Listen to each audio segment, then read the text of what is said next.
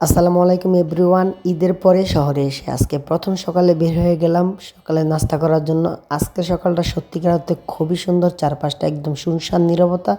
যেহেতু এখনও মানুষ বেশি গ্রাম থেকে শহরে আসেনি, তো প্রথমে আমি রিক্সায় করে যাচ্ছি খাবারের জন্য, অর্থাৎ সকালের নাস্তার জন্য। আসলে রিক্সা থেকেও কিন্তু এই ভিউটা খুব সুন্দর লাগছিল, তাই একটু ক্যামেরা বন্দি করে নিলাম।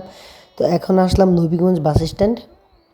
এখান থেকে একটু সামনেই আমি এই নদীর পাড় ওইখানে যাব, যেই নবীগঞ্জ গুদারাঘাট সেখানে যাব, যেয়ে সেখানে নাস্তা করব।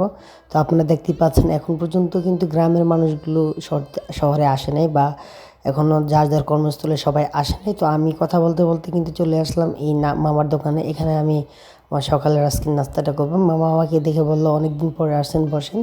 তো আমি বসলাম, বসার পরে তারা আমাকে নাস্তা দিল দুটো রুটি এবং ডাল ভাজি। তো ডাল ভাজিটা আসলে একটু ভালোই লেগেছিলো, এটাতে কালো জিরা দিয়েছে, তো স্পেশালি এই জন্য আমি এই দোকানে সবসময় আসি। তো দেন আমি খাবারটা দ্রুত যথাসময়ের মধ্যে খেয়ে নিলাম। এই খাবারটা খেতে খেতে আসলে আমি তারপরে চলে গেলাম একটু বাইরে হাঁটতে। এখানে নদীর পাড়টা সত্যিকার অর্থে অনেক সুন্দর।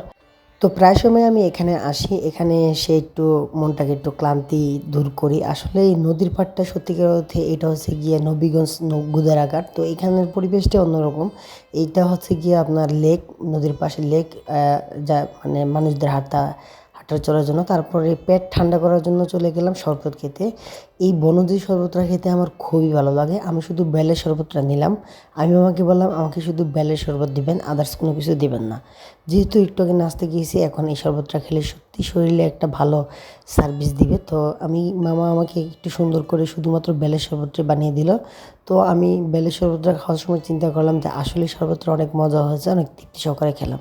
খাওয়ার পর আবার ঠিক যেভাবে গেলাম সেইভাবে অটোতে উঠে গেলাম, অটোতে অর্থাৎ রিক্সাতে উঠে গেলাম। রিক্সাতে উঠে আমি আবার ভিউ দেখতে দেখতে দেখতে দেখতে কিন্তু বাসার সামনে চলে আসছি। বাসার সামনে আসার পর আজকের আমার যে ছোট্ট মিনি ব্লগটা সেটা কিন্তু এখানেই সমাপ্ত হয়ে গেল।